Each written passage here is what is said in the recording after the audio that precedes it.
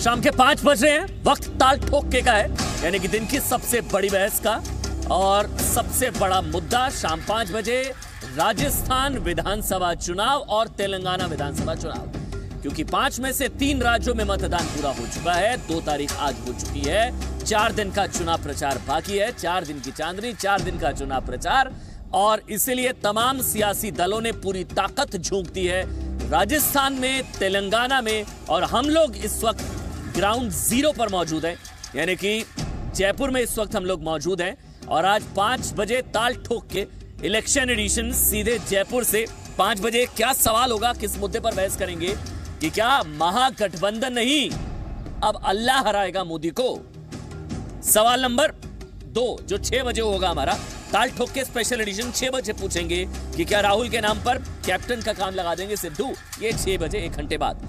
लेकिन इस वक्त की बहस सांप्रदायिक सियासत पर जो अपने चरम पर है। राजस्थान तेलंगाना में अली, बजरंगबली, मुसलमान 90%, हिंदुओं को निपटा देंगे, अल्लाह, ये सब कुछ हिंदू मुसलमान सब, क्रिश्चियन मैनिफेस्टो, मुस्लिम मैनिफेस्टो, आप इसको समझिए, ये दरअसल दोनों पार्टियों की तरफ से पोलराइजेशन की कोशिश हो रही है, ये सांप्रदायिक ध्रुवीकरण की कोशिश है राजस्थान में भी, तेलंगाना में भी, और इस कोशिश में कोई पीछे नहीं रहना चाह रहा है। इसलिए राहुल गांधी की तरफ से भी पूछ लिया गया कि प्रधानमंत्री नरेंद्र मोदी किस किस्म के हिंदू हैं, वो हिंदुत्व की नींव को नहीं समझते हैं, ये राहुल गांधी की तरफ से सवाल पूछा गया। अली, बजरंगबली चल ही रहा था पहले योगी आदित्यनाथ की तरफ से, और इसके अलावा मुस्लिम मैनिफेस्टो चल रहा था, क्रिश्चियन मैनिफेस्टो की बात की जा रही थी, मध्य प्रदेश चुनाव में संघ से जुड़े लोगों को, हिंदुओं को निपटाने की बात की जा रही थी, मुसलमानों का 90% वोट की बात की जा रही थी। पूरा हिंदू मुसलमान का खेल चल रहा है इस वक्त, सांप्रदायिक सियासत चरम पर है।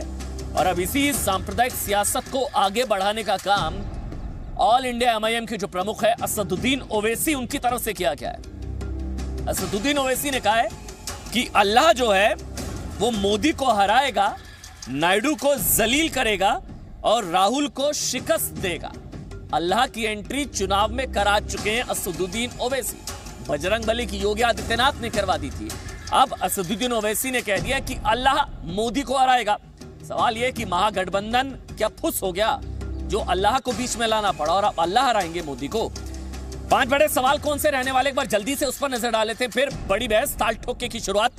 पहले सवाल नंबर 1, क्या सत्ता के सेमीफाइनल में अल्लाह के भरोसे ओवैसी। सवाल नंबर 2, जनता दरबार में हारे तो अल्लाह के सहारे। सवाल नंबर 3, कम्युनल चुनाव से, बहुत इंपॉर्टेंट सवाल है, यह आप लोगों को समझना होगा, जो राजस्थान के वोटर्स हैं, तेलंगाना के वोटर्स हैं, देश के वोटर्स हैं, 2019 के लिहाज से आखिर किसका फायदा होगा अगर कम्युनल चुनाव होते हैं, सांप्रदायिक चुनाव होते हैं, ध्रुवीकरण होता है तो। सवाल नंबर 3, कम्युनल चुनाव से किसको फायदा। सवाल नंबर 4, वोट के लिए अली, बजरंगबली का सहारा, यह बयान दिया गया कि आपको अली मुबारक कमलनाथ को, और हम बजरंगबली से खुश, योगी आदित्यनाथ ने कहा था। सवाल नंबर 5, सवाल यह भी कि सांप्रदायिकता के सहारे जीतेंगे सत्ता का सेमीफाइनल, 2019 का सेमीफाइनल जिसको कहा जा रहा है। मेरे साथ बीजेपी के नेता, प्रवक्ता, बड़े नेता सुधांशु मित्तल जुड़ चुके हैं। सुधांशु जी स्वागत है आपका। आशुतोष मिश्रा पॉलिटिकल एनालिस्ट है, कांग्रेस की विचारधारा का समर्थन करते हैं, आशुतोष जी स्वागत। संजीव तिवारी जो कि संघ विचारक है वो मेरे साथ हैं। डॉक्टर रिजवान अहमद है, क्योंकि अब अल्लाह की एंट्री करा दी गई है चुनाव में ओवैसी की तरफ से, तो सवाल यही है कि मजहब नहीं सिखाता आपस में बैर करना, लेकिन मजहब के नाम पर क्या लड़ाने की कोशिश कर रहे हैं राजनीतिक दल, ये समझेंगे डॉक्टर रिजवान अहमद से। और थोड़ी देर में अब्दुल रहमान आबिद जो कि इस्लामिक स्कॉलर हैं वो भी मेरे साथ जुड़ेंगे। लेकिन सबसे पहले सुधांशु मित्तल, आप ही का कमेंट ले लेता हूं, क्योंकि आप ही के ऊपर कमेंट किया है असदुद्दीन ओवैसी ने, अल्लाह हराएगा मोदी को। सर, महागठबंधन ही आपको चुनौती अल्लाह से मिल रही है।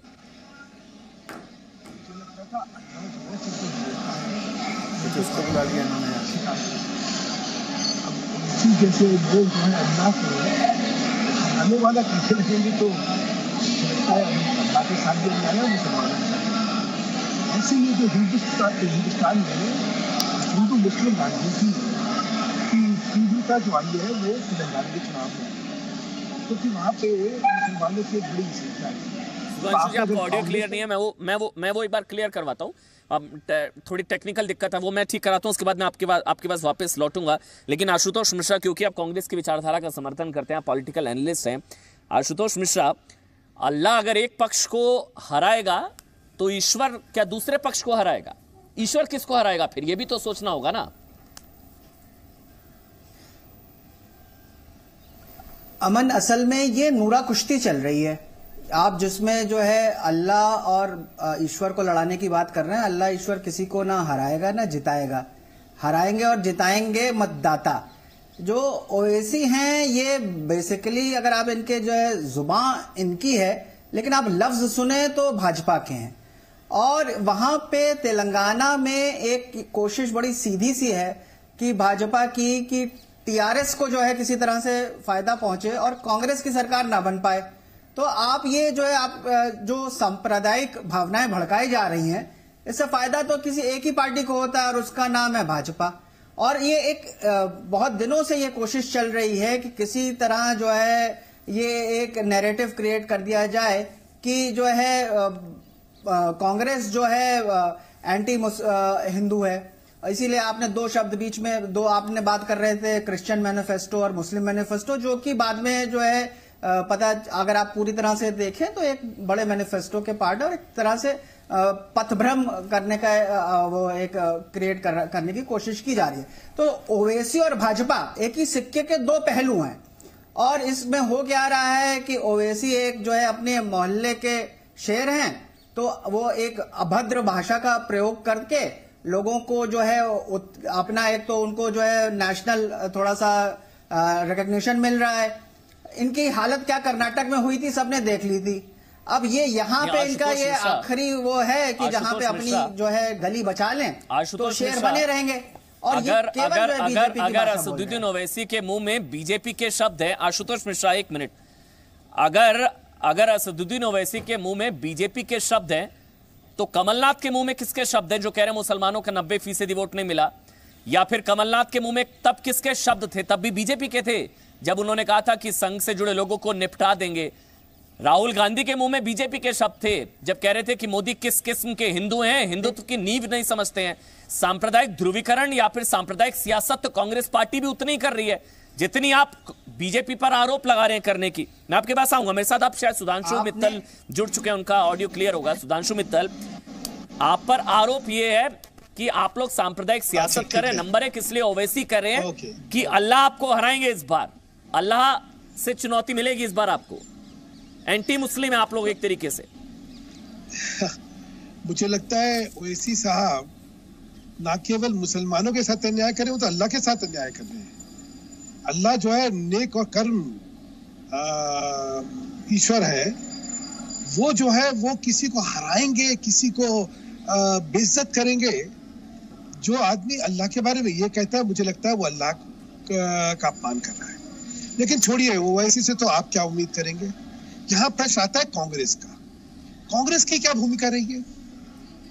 तेलंगाना में हम मुसलमानों के लिए अलग से अस्पताल बनाएंगे, हम मुसलमानों को अलग से ठेके देंगे, हम मुसलमानों को अलग से नौकरी देंगे। ये सांप्रदायिकता कोई और फैला रहा है। ये तुष्टीकरण की राजनीति इसलिए हो रही है क्योंकि वहां पे एक बड़ी संख्या में मुसलमान वोटर है और उसको रिझाने के लिए तुष्टीकरण की राजनीति हो रही है।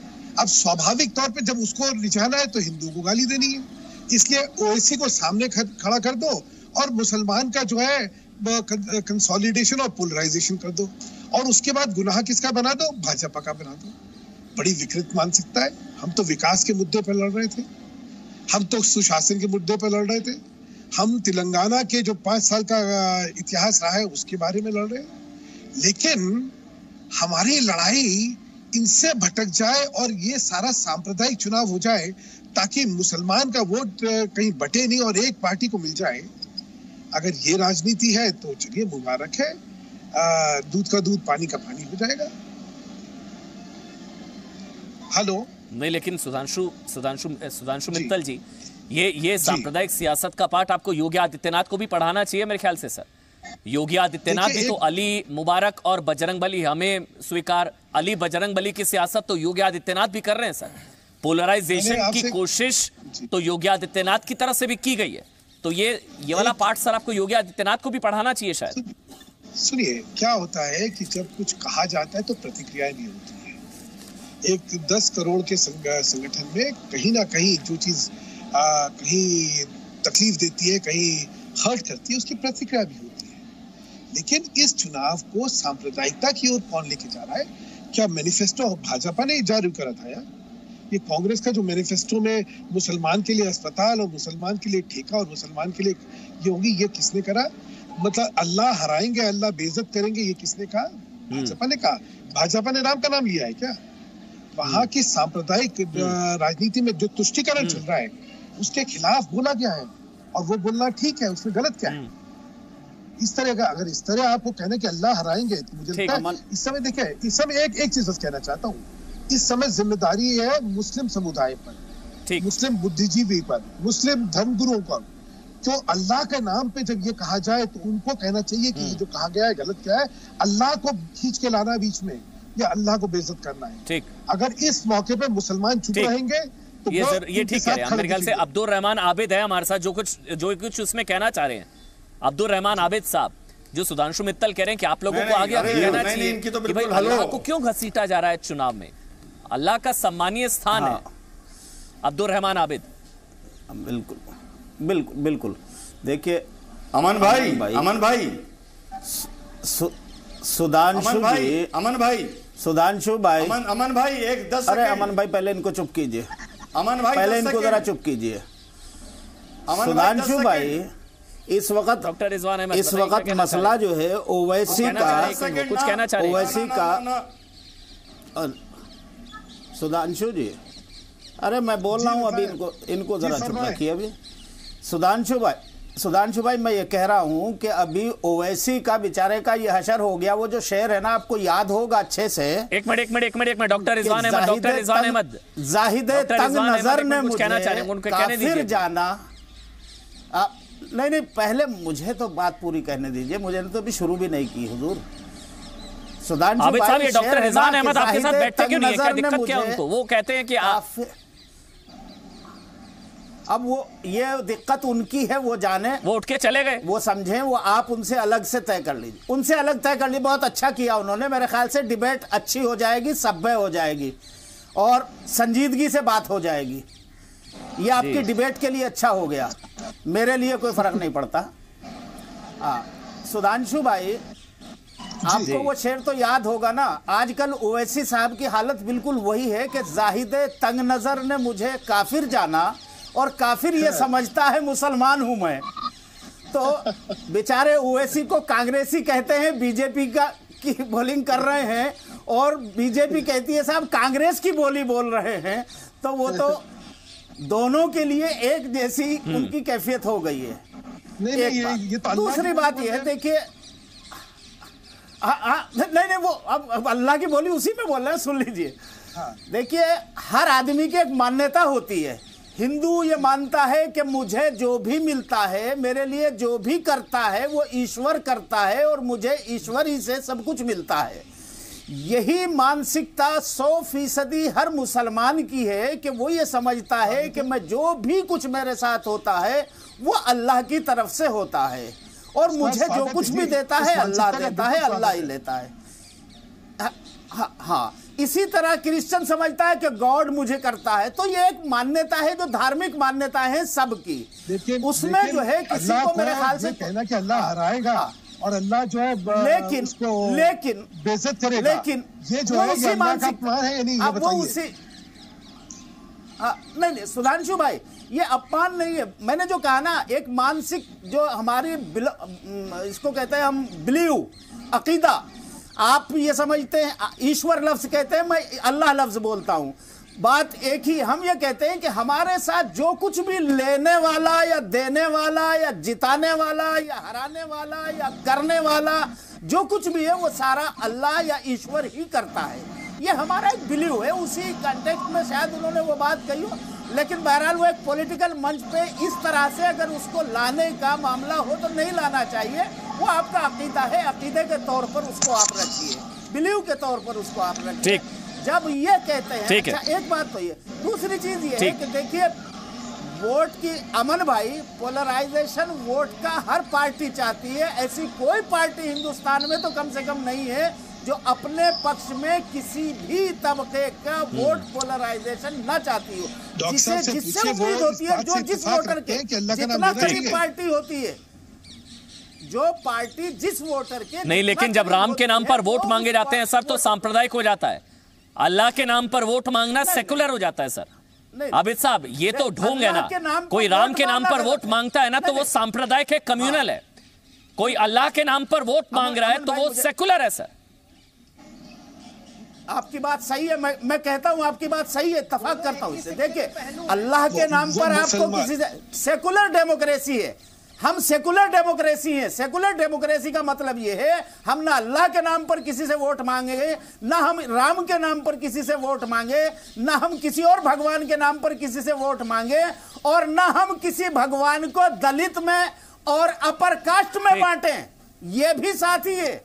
हमें अली और बजरंग बली कहने से भी संजीव तिवारी बचना चाहिए। संजीव तिवारी, अगर ओवैसी सांप्रदायिक सियासत कर रहे हैं, संजीव तिवारी अगर ओवैसी सांप्रदायिक सियासत कर रहे हैं, अल्लाह मोदी को हराएगा ऐसे शब्दों का इस्तेमाल कर रहे हैं, तो ये अली बजरंग बली भी तो सांप्रदायिक सियासत है। बजरंगी संकल्प भी तो सियासी सांप्रदायिक सियासत है। देखिए, सियासत होनी चाहिए, लेकिन सियासत इस प्रकार से नहीं होनी चाहिए कि समाज को विभाजित कर दिया जाए, बांट दिया जाए, जिसकी शुरुआत ओवैसी ने तो की ही है। साथ में कांग्रेस जो है वो चुपके चुपके इसकी सियासत कर रहा है। अभी सुधांशु भाई ने कहा कि इन्होंने एक मैनिफेस्टो जारी किया जिसमें 11 पॉइंट ऐसे थे जो सिर्फ मुसलमानों के लिए थे और लिखित हुआ है। यह मुझे लगता है कि भारतीय लोकतंत्र के इतिहास में पहली बार हुआ है किसी एक समुदाय विशेष के लिए मैनिफेस्टो में लिखित रूप से हुआ है। गुपचुप तो यह करते आए हैं। जब कमलनाथ जी ने थोड़े दिन पहले कहा था कि 90% मुसलमानों को वोट देना चाहिए, यही नहीं है, यह हर जगह करते रहे हैं। और पिछले 70 वर्षों में इन्होंने देश को विभाजित करने का काम किया है। मैं अभी मिश्रा जी कह रहे थे, इनका कोई भी प्रवक्ता इन मुद्दों पर किसी भी चैनल पर आने के लिए तैयार नहीं है, न हिंदू के मुद्दों पे आने के लिए तैयार है। मैं आपको 12 पॉइंट जरा बता भी दीजिए। नहीं, अभी आप ये 12 पॉइंट देख लीजिए ना कि ठेका जो होगा वह ठेका सिर्फ मुसलमानों के लिए होगा। आप अगर कांग्रेस के प्रवक्ता हैं तो उन 12 पॉइंट को पढ़ के आइए ना, उनकी तैयारी करके आइए, या प्रवक्ता मत बनिए। कहा गया कि हॉस्पिटल्स एक्सक्लूसिवली मुसलमानों के लिए बनेंगे, कहा गया कि इतना फंड मुसलमानों के लिए दिया जाएगा। मुझे ये बताइए कि क्या कारण है कि केवल कि मुस्लिम डोमिनेटेड। मैं बता रहा हूँ, सुनिए, मैं बता रहा हूँ क्या हुआ था। मैं दूसरी बात बता रहा हूँ। केवल चर्च और मदरसों में फ्री की बिजली मिलेगी, मंदिरों में क्यों नहीं मिलेगी? आधा पढ़ा और आधी नहीं, आप पढ़ के आए हो। अब सुन लीजिए, पूरी बात सुन लीजिए। आप कांग्रेस के अधिकृत प्रवक्ता नहीं हैं। अगर अधिकृत प्रवक्ता रहते तो आपको शोकॉज नोटिस मिल गया रहता इस चैनल पर आने के लिए। मैं आपको पूछ रहा हूँ, अभी आराम से बात सुन लीजिए। अभी तो आपने एक हिस्सा सुना है और इसको बांट के समाज को कांग्रेस जो है पिछले 70 वर्षों से देश में शासन करने का प्रयास कर रही है। 55 वर्षों तक आपने शासन कर लिया है और यही बात वो वीडियो में भी आया है जिसे कमलनाथ जी ने एक्सेप्ट किया है। अब इसे आप शांतिपूर्वक सुनने को तैयार नहीं है।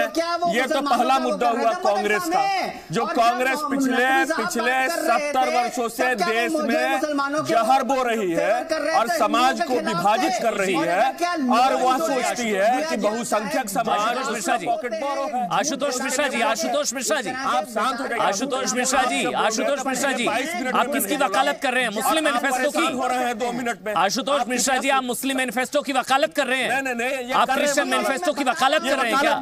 मस्जिदों के लिए और चर्चेज के लिए मुफ्त बिजली, सरकारी ठेकों में मुस्लिम युवाओं को वरीयता, आप इसकी वकालत कर रहे हैं? मुस्लिम अस्पताल, आप इसकी वकालत कर रहे हैं क्या? ये बेचैन हो गए। मतलब पुजारी, अगर यही चीज पुजारियों के लिए की जाती है, मंदिर के लिए की जाए तो चाहते हैं कि जनता के सामने जो मैं बात रख रहा हूँ उसको डिस्टर्ब कैसे किया जाए। जब आप बोल रहे थे तो 5 मिनट तक तो मैंने आवाज भी नहीं निकाली, आपने क्या क्या बोला। लेकिन जब मैं बोल रहा हूँ तब दूसरा पोर्शन में जो बताने जा रहा हूँ, यह वही ओवैसी हैं जो देश को विभाजित करना चाहते हैं, जिन्होंने अपने जनाधार अस्पताल क्या होता है सर? जी, ये मुस्लिम बूथ क्या होता है? यही तो मैं पूछ रहा हूँ। क्या होता है आशुतोष जी? यही तो मैं पूछ रहा हूं, इनके प्रवक्ता क्यों गायब हो जाते हैं राम मंदिर के नाम पे? क्यों नहीं आना चाहते समाज की समस्याओं के सामने? सियासत कर रहे हैं। नहीं, क्यों नहीं आना चाहते? मुझे बताइए, पिछले 1 महीने से अगर कोई सामाजिक मुद्दा है, आशुतोष जी, क्यों नहीं आना चाहते आपके प्रवक्ता? वो क्या होता है? मुस्लिम बूथ क्या होता है? कहते हैं कि यहाँ पे हम मुस्लिम अस्पताल करेंगे, यहाँ पे ईबीसी को देंगे, यहाँ पे ओबीसी को देंगे। ये क्या होता है? ये क्या होता है? ईबीसी ओबीसी मुस्लिम वोट क्या होता है? मुस्लिम बूथ क्या होता है? क्या होता है? मुस्लिम बूथ क्या होता है? आपने कहीं देखा है मुस्लिम बनाया? आपने मुस्लिम बूथ देखा है कहीं? और आप ही ने तय किया कि मुस्लिम देखा है कहीं? ये आपने किया है, देश को विभाजित करने का काम कांग्रेस ने किया है। तो ये तो गलत बात है ना। आप बात सुनिए पहले, मैं यही आपको कह रहा हूँ बार-बार कि आप कृपया शांतिपूर्वक बात सुनिए। आप एक करके जी, संजीव तिवारी कंप्लीट करिए, उसके बाद आगे बढ़ेंगे। संजीव तिवारी कंप्लीट करिए। हाँ, मैं एक मिनट ऑडियो बंद कर दीजिए सबका। संजीव तिवारी आप कंप्लीट करिए, उसके बाद आगे बढ़ेंगे। मैं ओवैसी जी के बारे में संजीव तिवारी कंप्लीट बताने जा रहा था, उन्होंने जिस प्रकार से इस देश को विभाजित करने का काम किया है, उन्होंने कहा कि बीजेपी मुसलमानों की आवाज को खत्म करना चाहती है। उन्होंने बताया है कि जहां जहां बीजेपी है वहां मुस्लिम जो है दबे और कुचले हुए हैं। बताइए, उत्तर प्रदेश के मुस्लिम दबे कुचले हुए हैं, बिहार के मुस्लिम दबे कुचले हुए हैं। मैं इनसे यह पूछना चाहता हूं, इन्होंने आकर अपना टेस्ट कर लिया, यही नहीं, आज तो ये बात है। दूसरा, जो इनके भाई हैं अकबरुद्दीन ओवैसी, इनको 21 दिसंबर 2012 को उन्होंने जो स्टेटमेंट दिए हैं वह देश में सिर्फ और सिर्फ घृणा का बीज बोने वाले दिए हैं, जिसमें उन्होंने कहा कि हिंदू जो हैं वो नामर्द हैं। आपको ध्यान होगा, उन्होंने कहा कि सिर्फ 15 मिनट के लिए सेना और पुलिस को हटा दीजिए, हम दिखा देंगे 100 करोड़ हिंदुओं को कि वो कहां रहते हैं। उन्होंने कहा कि आरएसएस, बीजेपी और वीएचपी यह जहरीले सांप हैं, इनके फंड को कूचना है, इसके लिए आपके हाथ में लाठी चाहिए।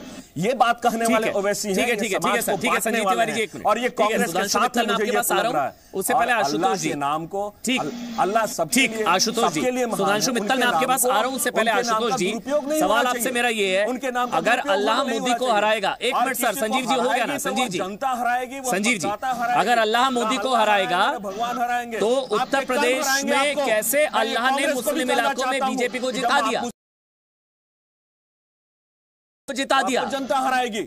कर्नाटक में 17 मुस्लिम बहुल सीट में से 6 पर बीजेपी को जिता दिया। अमन, आशुतोष जी, देवबंद ने भी बीजेपी को जिता दिया, मतलब अल्लाह तो बीजेपी को जिता रहा है। अमन जी, इसका जो है ओवैसी तो जो है बीजेपी की भी टीम है, और वो तो कांग्रेस को गाली दे रहा है। ये संजीव तिवारी साहब जो हैं, जो ज्ञान नहीं, ओवैसी कहता है कि भाई जब बीजेपी की बी टीम मोदी को हराने की बात कर रही टीम है, तो वो कहेगा कि ये जहरीले सांप है। क्या बात कर रहे हैं आप? मोदी को हराने उसने कभी कांग्रेस को कहा कि वह जहरीला सांप है? उसने कभी भाजपा एक ही सिक्के के दो पहलू ये आपके लिए है, ये आपके लिए है, क्योंकि आपके नजरों में जो बीजेपी की बी टीम है और मोदी को हराने की बात कर रहे हैं, वह देश के को बांटने का पहन रखा है। आपने जो चश्मा पहन रखा है वह देश को बांटने का पहन रखा है, राहुल, और इसलिए आपको यह दिखाई देता है। वो कहता है, वैसे भी कहते हैं कि भाजपा की है। सर एक एक करके बोलिए ना। यही तो मैं बता रहा हूं, मैंने इनको संजीव तिवारी जी एक रुक जाइए ना, बहुत देर से बोल रहे हैं सर, एक एक करके बोलिए ना। संजीव जी रुक जाइए, संजीव जी रुक जाइए, आशुतोष जी कंप्लीट करिए। आशुतोष मिश्रा, आशुतोष जी आप बोलिए, बीच बीच में मत बोलिए सर, ऑडियो क्लियर नहीं आता है। आशुतोष जी कंप्लीट कीजिए, 30 सेकंड्स, फिर मैं जा रहा हूं सुधांशु मित्तल के पास। आशुतोष जी। हाँ, तो देखिए, ओवैसी जो है, भाजपा ने ओवैसी को शिखंडी की तरह सामने खड़ा करके पीछे से वार करना है। क्या बात कर रहे हैं? मेन मकसद है कि कांग्रेस हार जाए। वो उनको जो है ये कर्नाटक में भी ट्राई कर चुके हैं। उन्होंने जितनी गालियां राहुल गांधी को दी हैं, जने उधारी वगैरह वगैरह वगैरह, ये जुबान उनकी थी, लेकिन शब्द सारे भाजपा के थे। तो ये मिलजुल के जो है भाजपा चाहती है कि किसी तरह से टीआरएस की मदद हो जाए, क्योंकि टीआरएस ने इनकी मदद करी थी पार्लियामेंट में। तो ये वो आशुतोष जी मुझे एक चीज बताइए, ये यहाँ पे बीजेपी की बी टीम ओवैसी, आशुतोष जी बीजेपी की बी टीम ओवैसी और मोदी को हराने की बात कर रहे हैं। कि सोनिया गांधी बीजेपी की बी टीम मोदी को हराने की बात कर रही है। सर ये कैसे हो सकता है? सुधांशु मित्तल, बीजेपी की बी टीम है ओवैसी, आपने खड़ा किया ओवैसी को, इनको नुकसान पहुंचाने के लिए। तेलंगाना में भाजपा की औकात नहीं है। ये ठीक ठीक ठीक सर। सुधांशु मित्तल अब आप बोलिए, बीच में मत बोलिएगा कोई। सुधांशु मित्तल देखिए, एक बड़ा अच्छा शेर था, अगर आपको ध्यान हो, कि ना खुदाई मिली ना बिसाले सनम, ना इधर के रहे ना उधर के हम। जब कौवा हंस की चाल चलने की कोशिश करता है तो अपनी चाल भी भूल जाता है, और उसका जो हश्र होता है वो हम सबने देख रखा है, और यही हश्र कांग्रेस का होता है और कांग्रेस का होने वाला है। आप मध्य प्रदेश में राम पथ बनाना चाहते हैं और तेलंगाना पहुंचते पहुंचते आप अस्पताल को भी मुसलमान बना देना चाहते हैं। तो आप दो नाव पे सवार जब होंगे तो भैया मरेंगे ही मरेंगे। मुझे लगता है राजनीतिक लोभ में, सत्ता की लपस में, सत्ता की हपस में आज राजनीति का जो स्तर कांग्रेस गिरा रही है वो कहीं शर्माती है मुझे। लेकिन चलिए, हमें तो अच्छा है, हम तो चाहते हैं कि आप ये और करिए, आप और जो है कहिए कि हम तो मुसलमानों को जो है ठेकों में क्यों, आप तो कहीं हर चीज में हम प्राथमिकता देंगे। आपको ध्यान होगा ऐसे मनमोहन सिंह जी ने कहा था कि हिंदुस्तान की जो संप्रदा है उस पर पहला हक जो है मुसलमान का है। तो ये तो मानसिकता है, हमें कोई दिक्कत नहीं है। क्यों, एक और चीज समझ लीजिए, ये जो तुष्टीकरण की राजनीति है इसकी एक प्रतिक्रिया होती है, और 2014 में आप प्रतिक्रिया देख चुके हैं। अच्छा, वैसे एक और आपको बतला देता हूं मैं, उस प्रतिक्रिया को ध्यान रखते हुए अब की बार जानते हैं कांग्रेस ने क्या करा है?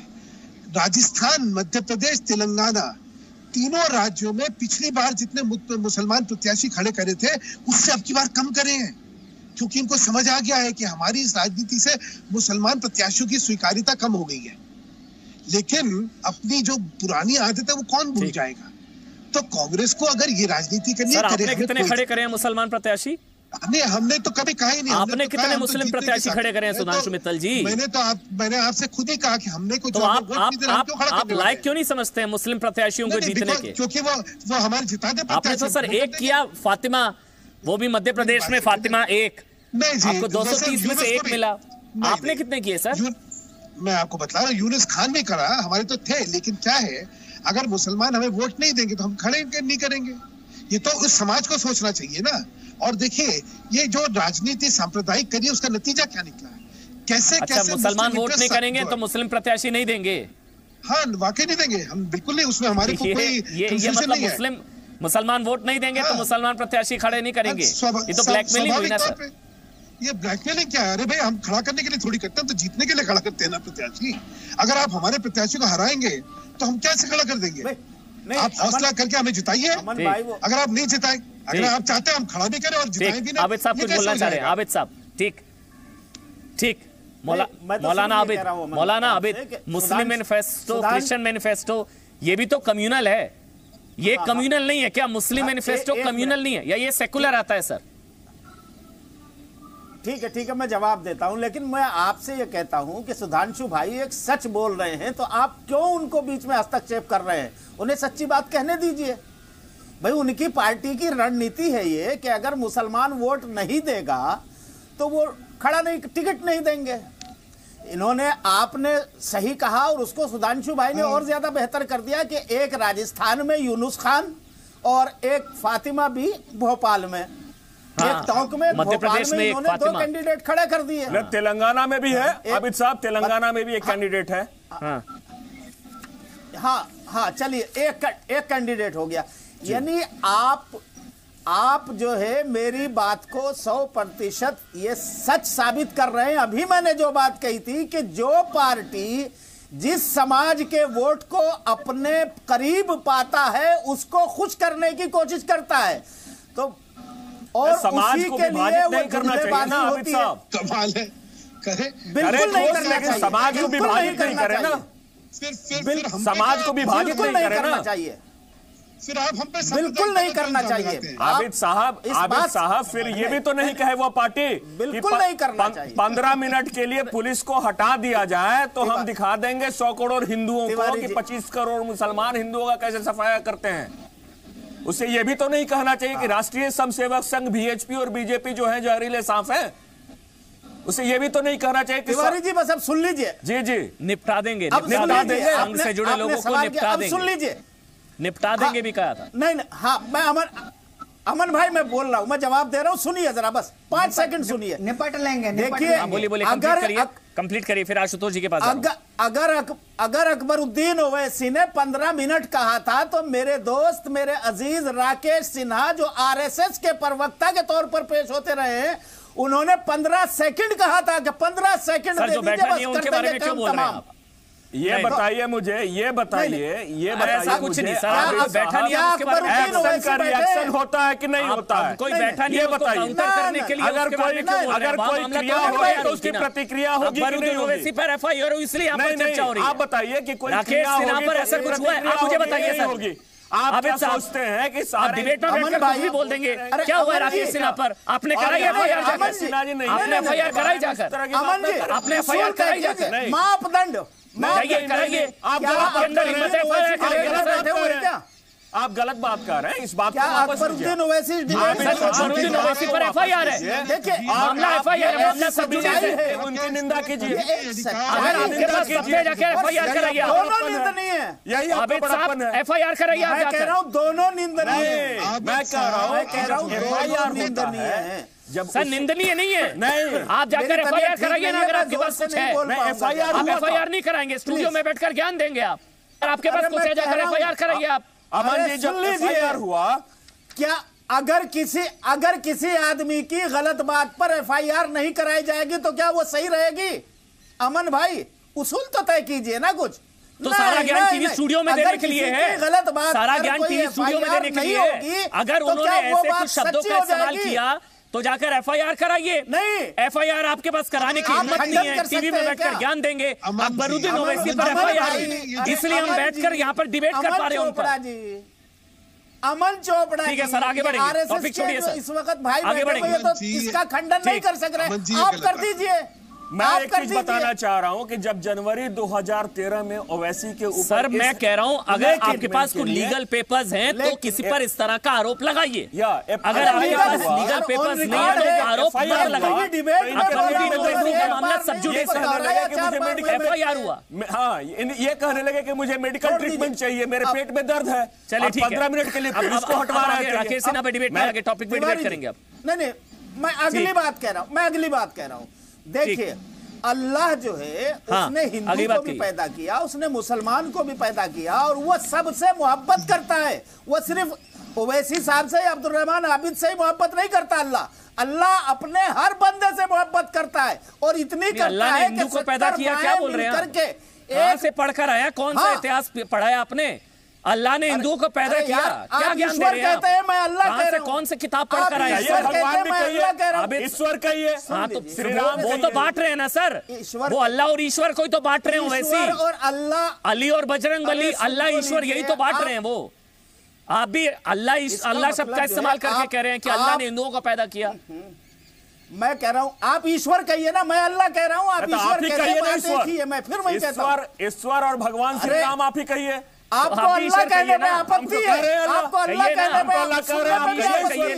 मैंने तो बोल दिया अल्लाह, आप बोलिए ईश्वर, आप बोलिए। 10 बार बोला मैंने भी, आप लोग बिला वजह ची ची करना लगे, बात नहीं कहने दे रहे। मैं कह रहा हूँ आप ईश्वर कहते हैं, मैं अल्लाह कहता हूँ। ठीक है, उसी ने सबको पैदा किया, और वो अपने पैदा किए हुए हर बंदे से, हर व्यक्ति से इतना प्यार करता है। 70 माएँ भी मिलकर एक बच्चे से उतना प्यार नहीं कर सकती। वो सिर्फ हिंदू से प्यार नहीं करता, वो सिर्फ मुसलमान से प्यार नहीं करता, तभी लड़वा रहे हैं, से प्यार नहीं करता, तभी लड़वा रहे हैं। करता है अल्लाह ईश्वर, तभी आपस में अल्लाह ईश्वर को लड़वा रहे हैं। सबसे करता है वो प्यार। चलिए ठीक है, अब वो तो सुधांशु मित्तल करते हैं ना। ठीक, सुधांशु मित्तल, आशुतोष जी मैं आपके पास आ रहा हूँ। उससे पहले सुधांशु मित्तल, एक चीज तो है, अगर ओवैसी इस तरह के बयान देंगे तो फायदा आपको ही होगा, वोट कांग्रेस के ही कटेंगे। ये तो आप मानेंगे ना कि ओवैसी बी टीम हो ना हो, लेकिन फायदा आपको ही पहुंचाएगी, या ओवैसी फायदा आप ही को पहुंचाएंगे? देखिए, हिंदुस्तान का मुसलमान जो है वो ओवैसी को गंभीरता से लेता ही नहीं है। इसलिए अगर ये कोई सोचे कि ओवैसी के कहने से हिंदुस्तान का मुसलमान वोट देता, मैं नहीं मानता इस बात। इसलिए फायदा नुकसान का विषय नहीं है। चुनाव के अंदर अगर आप समाज को बांटे, देश को बांटे, देश को अपमानित करें, चुनाव लोगों को अपमानित करें, समाज को अपमानित करें, ये ज्यादा गंभीर विषय। हार जीत तो लगती रहती है, 100 सरकारें चली जाए, उसमें क्या फर्क पड़ता है। प्रश्न ये है कि हम किस स्तर तक गिरने वाले हैं। और प्रश्न मैंने जैसे कहा कि आज मुस्लिम समाज पे एक जिम्मेदारी है कि जब अल्लाह का नाम लेके उन्होंने अपशब्द इस्तेमाल करे हैं या इस तरह की भाषा इस्तेमाल करी, तो मुसलमानों को इससे अपने को दूर करना चाहिए। उनको कहना चाहिए कि मुसलमान जो है इनकी ना तो भाषा सुनता है, और अल्लाह जो है इनकी भाषा पे इत्मीनान नहीं करता। उनको कहना चाहिए कि अल्लाह का नाम चुनावों में इस तरह लेना जो है ये गलत है और ये धार्मिक भावनाओं के खिलाफ है। आज समाज अगर सामने नहीं आएगा तो फिर क्या होगा, ये बात समाज के साथ जुड़ जाएंगी कि समाज तो अली का नाम लेना भी गलत है ना सर? बिल्कुल, अली का नाम लेना भी गलत है ना? सुनिए, सांप्रदायिकता जो है चुनाव में नहीं होनी चाहिए, चाहे कोई करे। प्रश्न ये सारा है कि आज ये क्यों हो रहा है, क्योंकि तेलंगाना के अंदर आप तुष्टीकरण की राजनीति करके आप पोलराइजेशन करना चाहते हैं मुसलमान वोट को। आपने कमलनाथ का सुना था ना क्या कि 90% मुसलमान की वोट मिलेगी तो कांग्रेस जीतेगा। आज सारा जो है अल्पसंख्यक वोट को एकाकी करके उसकी वोट लेने का एक प्रयत्न है। उसने इस तरह की भाषा इस्तेमाल हो रही है, इस तरह का समाज का विभाजन जो है उसको करने की कोशिश हो रही है, और उसका दोषारोपण किस पे करा जाए, भाजपा पे कर दिया जाए। लेकिन लोग जो है ना इनकी बात मानने वाले, ना दोषारोपण से कुछ होने वाला है। ठीक ठीक आशुतोष जी, राहुल गांधी ने एक और हमला बोला, ये सवाल पूछा कि मोदी किस किस्म के हिंदू हैं जो हिंदुत्व की नींव नहीं समझते हैं। मेरा सवाल यह है कि आप बता पाए राहुल गांधी कहना क्या चाह रहे थे, किस किस्म के हिंदू हैं मोदी?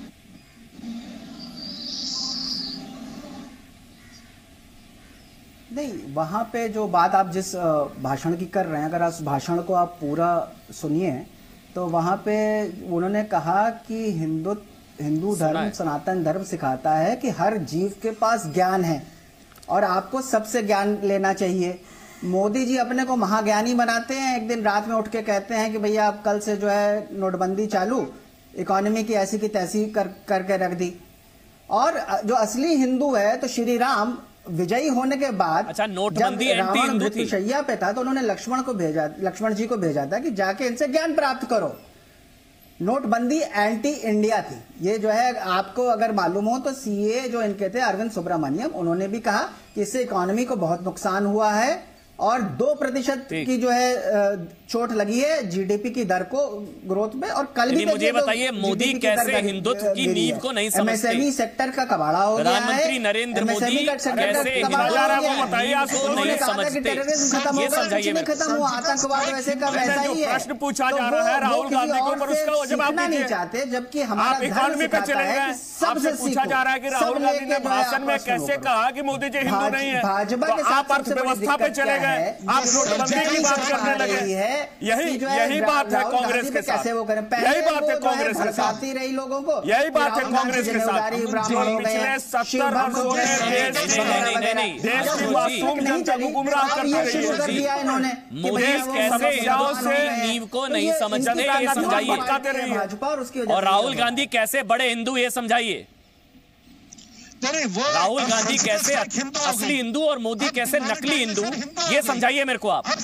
आशुतोष जी, हिंदू हो गया है और वो कार्य अगर ठीक नहीं हुआ तो कहीं पे असली हिंदू और नकली हिंदू शब्द इस्तेमाल ही नहीं हुए हैं। पहली बात तो ये है, यहाँ पे बात ये थी, वो कह रहे ना हिंदुत्व की नींव नहीं समझते मोदी, और ये किसी से हिंदुत्व की नींव नहीं समझते हैं मोदी। अहंकारी नहीं होना चाहिए। जहाँ पे अपने को सीपी जोशी भी ये कहते हैं ना कि ब्राह्मण ही बोलेंगे हिंदुत्व पर, मोदी तो ओबीसी कैसे बोलेंगे हिंदुत्व पर? सीपी जोशी की बात को तो आगे बढ़ाने ना राहुल गांधी। हैदराबाद में जहां तेलंगाना में मोदी कैसे हिंदुत्व की नींव को समझ में आना चाहूंगा। बात है ज्ञान की, अहंकारी होकर अहंकारी की तरह मोदी किसी से कुछ सीखना नहीं चाहते, अपने को ही महाज्ञानी करते हैं। चाहे ये जो है उसमें कहीं पे ये जो है जो बाकी जात सारा ज्ञान हिंदुओं को आतंकी कहने में निकाला ना। हिंदू आतंकवादी, हिंदू तालिबानी, हिंदू आतंकवाद ज्यादा खतरनाक लश्कर तैयबा से टिमोथी रोमर, ये है ना गीता का ज्ञान। गीता में तो हिंदू आतंकवादी लिखा है आपके हिसाब से। ये गीता का ज्ञान दे रहे थे राहुल गांधी, जो हिंदू आतंकवाद को लश्कर तैयबा से ज्यादा खतरनाक बताते हैं टिमोथी रोमर को।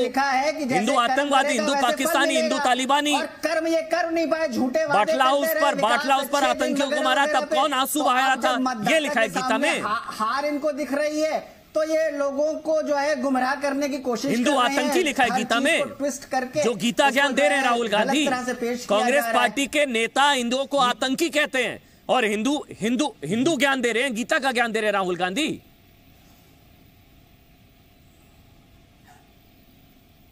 कहीं पे भी ये नहीं कहा गया कि हिंदू आतंकी होता है। हर जगह कहा जाता है कि आतंक का कोई धर्म नहीं होता है। कहाँ जी रहे हैं आप? छोड़िए सर, कांग्रेस पार्टी का समर्थन वाला टैग हटा लीजिए आप। आपको कुछ नहीं पता है कांग्रेस पार्टी के बारे में। सुशील जैसे कुमार कर्म शिंदे, करेगा वैसे पी फल मिलेगा चिदम्बरम, भगवान। दिग्विजय अब वहाँ सिंह, जाके तेलंगाना 10 में नाम बात गिना करते दूंगा, हैं हिंदू कि आतंकवादी कहा था TRS को उन्होंने। इसलिए ना दो कि उसने सुशील अपने कुमार वादा शिंदे, पूरा नहीं किया। पी अब चिदम्बरम, मोदी जी को जब दिग्विजय जनता सिंह, पूछती है कि भैया तुमने हिंदू वादा क्यों नहीं आतंकवादी, पूरा किया, तो उनके पास हिंदू जवाब नहीं पाकिस्तानी, होता। तो ये जो हिंदू है, तालिबानी, होने लगता है कि हिंदू और आतंकवाद से मुसलमान ज्यादा और ये खतरनाक और लश्कर वो तैयबा से और इंडिया, राहुल गांधी। पाकिस्तान किसी तरह से जो है गुमराह कर दो, जो है कि ये ठीक। सवाल तो सीधे और आप पूछ रहा है हिंदू ना, ज्ञान दे रहे गीता का हैं, कर्म आप किए, हिंदू कर्म ज्ञान का दे फल रहे हैं, मिलेगा। राहुल गांधी कर्म हिंदू किए ज्ञान नहीं दे रहे और हैं। फल का जब आ रहा सुधांशु है, मित्तल, तो ये जो है बेचारे दुखी सुधांशु हो रहे मित्तल। हैं। राम राम जी। जो है दुख में सुमरन सब करे, सुधांशु मित्तल, दुख में करे, मोदी ना नकली कोई, हिंदू है आपको क्या? याद आ रहे हैं? मोदी क्या जाने हिंदुत्व की नींव। राहुल गांधी कह रहे हैं कि मोदी हिंदुत्व की नींव नहीं समझते हैं। अमन जी, मैंने कहा ना कि अब तो राहुल गांधी जी ने सर्जिकल स्ट्राइक को भी हिंदू बना दिया, अब उन्होंने डिमोनेटाइजेशन को भी हिंदू बना दिया, उन्होंने हर सरकारी कार्य को हिंदू बना दिया और कहा क्योंकि इस सब में जो है फेल हुए हैं इसलिए हिंदू नहीं है, ये हिंदुत्व समझते नहीं है। आपको लगता नहीं कि मानसिकता इतनी विकृत हो गई है कि इस पे तो टिप्पणी करना भी अपने को बेइज्जत करना है। आप देखिए, मैं जो फिर आपसे कह रहा हूँ ना, जब कौवा चाल हंस के चलने की कोशिश करता है तो ऐसे ही उल जलूल कार्य करता है। लेकिन देखिए, मेरे को एक बड़ा इसमें खुशी है कि आज एक होल्ड लग गई है कि हम बड़े हिंदू हैं, तो कम से कम जो लोग आज तक हिंदू के खिलाफ और हिंदू से नफरत करते शब्द से, वो विचारधारा को जो है तो हीनता से देखते थे, उनको आज हिंदुस्तान की और हिंदू भावना को स्वीकारना पड़ा है। आज उसके प्रति उनको अपना सम्मान जाहिर करना पड़ा है। आज उनको कहने पड़ा है, अरे भाई मैं जनेऊधारी हूँ, अरे मेरी जात ये है, अरे मैं राम सेवक हूँ, मैं जो है आज हिंदू शब्द से प्रेम करता हूँ। तो जो राजनीति का जो सफर है हिंदू भावना की और संवेदनशीलता की उपेक्षा करने से आज अपने को बड़ा हिंदू बनाने की, मैं इसका बड़ा स्वागत करता हूँ। आज राजनीति का एक बड़ा दोष जो है वो ठीक होता जा रहा है। अब तक जो था बहुसंख्यक का जो है अपमान करा जा रहा था, उसकी अवहेलना की जा रही थी। आज सबको समझ आ गया है कि इस देश में बहुसंख्यक की अवहेलना करना, उसका अपमान करना, उसकी संवेदनशीलता को अपमानित करने से काम नहीं होने वाला है। देश माफ नहीं करेगा। आज सबको जो है अपना कितना बड़ा हिंदू प्रेम है दिखाना पड़ रहा है, तो उसका तो स्वागत है। लेकिन पुरानी आदतें जो है जाती है। संजीव जी, मुझे लग रहा है कि आशुतोष भाई ने अभी जो कहा, संजीव जी आशुतोष मिश्रा जी ने जो बातें कही वो, उसमें मुझे थोड़ा सा डिफरेंस लग रहा है। जो इन्होंने राहुल गांधी जी के बारे में बोला, राहुल गांधी जी के बारे में 2-3 चीजें बताना चाहता हूं। हैदराबाद में एक एडिटर्स की मीटिंग में उन्होंने क्लोज डोर मीटिंग में कहा था, ये पब्लिश भी हुआ है, अखबारों में भी है, कि मैं हिंदू नहीं हूं, ना मैं हार्डकोर हिंदू हूं, ना सॉफ्ट हिंदू हूं। That was the statement of Rahul Gandhi. यही नहीं हुआ, इसके बाद उन्होंने जिस तरह से असल्ट किया पूरे हिंदुओं के ऊपर, और मुझे लगता है कि सबसे आश्चर्य की बात यह है कि जब चुनाव आता है तो गुजरात के मंदिर इन्हें याद आते हैं, जब चुनाव आता है तो कर्नाटक के मंदिर इन्हें याद आते हैं, जब चुनाव आता है तो मध्य प्रदेश के मंदिर इन्हें याद आते हैं, उसी तरह से जब चुनाव आता है तो राजस्थान के मंदिरों की परिक्रमा करने लगते हैं। यह जो चुनावी हिंदू का उनका तगमा है, जो सिर्फ जिसे कहा जाए कि सीजनल हिंदू हैं, ये जब सीजन आता है तो ऊपर से जनेऊ पहन लेते हैं। मुझे लगता है कि मिश्रा जी का भी जनेऊ हुआ होगा, और जनेऊ जो है बहुत महत्वपूर्ण 16 संस्कारों में से एक संस्कार है। अगर किसी प्रधानमंत्री के पुत्र का अगर कभी जनेऊ हो, क्योंकि मेरा जनेऊ हुआ तो जैसे शादी होती है उसके बाद जो सबसे महत्वपूर्ण संस्कार है वह जनेऊ का है, तो राहुल गांधी का कब जनेऊ हुआ? और जब जनेऊ नहीं हुआ, संस्कार नहीं हुआ यह जनेऊ का, तो वह उस पवित्र जनेऊ को, यज्ञ पवित्र को क्यों अपवित्र कर रहे हैं, क्यों ऊपर से जनेऊ पहन रहे हैं? मेरा तो प्रश्न ये है, ये हिंदू कब हो गए और ये हिंदू के ऊपर इस प्रकार का प्रवचन कब देने लगे? मौलाना आबिद, अगर ऐसे समाज को, वोटर्स को अल्लाह और ईश्वर में बांटा जाएगा, अगर ओवैसी कहेंगे कि अल्लाह मोदी को हराएगा, तो लोग ट्वीट कर रहे हैं, 1 मिनट सर सुन लीजिए, लोग ट्वीट कर रहे हैं कि अब इस हिसाब से तो अल्लाह तो 20% हुआ, ईश्वर तो 80% हो गया सर। उस हिसाब से तो फिर वो दूसरा पक्ष ज्यादा मजबूत हो गया वोटर्स के लिहाज से अगर देखा जाए तो। अगर अल्लाह मोदी को हराएगा तो भगवान किसको जिताएगा, ईश्वर किसको जिताएगा? अमन भाई, असल में ये नासमझी की बातें हैं, चाहे ओवैसी साहब करें या कोई और साहब करें। अगर इस तरह वोटों की सियासत के लिए इस तरह से आप अल्लाह और ईश्वर को बांटने की बात करेंगे तो गलत करेंगे। गांधी जी का वो दोहा याद कीजिए जिसमें उन्होंने कहा था ना वो कि ईश्वर अल्लाह तेरो नाम, सबको सन्मति दे भगवान। तो भाई ईश्वर कहिए, अल्लाह कहिए, वो हस्ती एक है, उसने सबको पैदा किया और वो सबका है। वो सिर्फ किसी मुसलमान का नहीं है, किसी और का नहीं है, किसी एक का उस पर इजारादारी नहीं चलती। एक बात देखिए। दूसरी बात, अभी जब आप वोटों की राजनीति के लिए धर्म को, देवताओं को और भगवानों को लेके आते, इस्लाम में तो एक अल्लाह के अलावा कोई ईश्वर या भगवान या अल्लाह है ही नहीं, किसी की पूजा नहीं होती। लेकिन चूंकि हिंदू धर्म में हमारे यहाँ करोड़ों देवी देवता हैं। तो सर मैं ईश्वर राम, भगवान राम ईश्वर है ना, अल्लाह राम थोड़ी ना। एक सेकंड। हाँ, आप ईश्वर आप ईश्वर की जियारत करेंगे? अमन भाई, आप ईश्वर की जियारत करेंगे? अमन भाई नहीं, आप क्या कंफ्यूज कर रहे हैं सर? अल्लाह राम थोड़ी, ईश्वर राम है ना, हमारे लिए तो ईश्वर है ना राम, भगवान राम। आप ईश्वर की जियारत करेंगे, अल्लाह की जियारत करेंगे? क्यों कंफ्यूज कर रहे हैं सर? क्यों कंफ्यूज कर रहे हैं आप राम को भी दो जगह बांट लेते हैं। जब आपको जरूरत होती है तो आप कहने लगते हैं। सर आपने समाज को बांट दिया। आप यहाँ पर बैठकर अल्लाह ईश्वर का खेल खेल रहे हैं और मुझे कह रहे हैं कि मैंने बांट दिया। आप बोलिए ना, आप बोल रहे हैं अल्लाह ने हिंदुओं का पैदा किया, मैं बोलता हूँ आप बोलिए ईश्वर ने। आप बोलिए ना ईश्वर ने पैदा किया। जो अच्छी बात आपके मुंह से नहीं निकलेगा ईश्वर ने पैदा किया। बोलिए मुझे ईश्वर ने पैदा किया। अच्छा ना लगे अमन भाई, लेकिन दर्शकों के लिए ना मुझे ईश्वर ने पैदा किया, कहने दीजिए।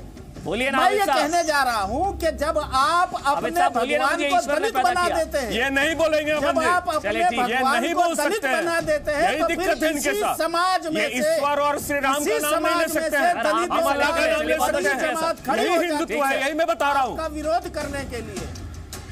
चलिए सर, बहुत बहुत शुक्रिया आप सभी का। सर टाइम इतना ही था सर, बहुत बहुत शुक्रिया। ताल ठोक के देख रहे थे आप सीधे जयपुर से।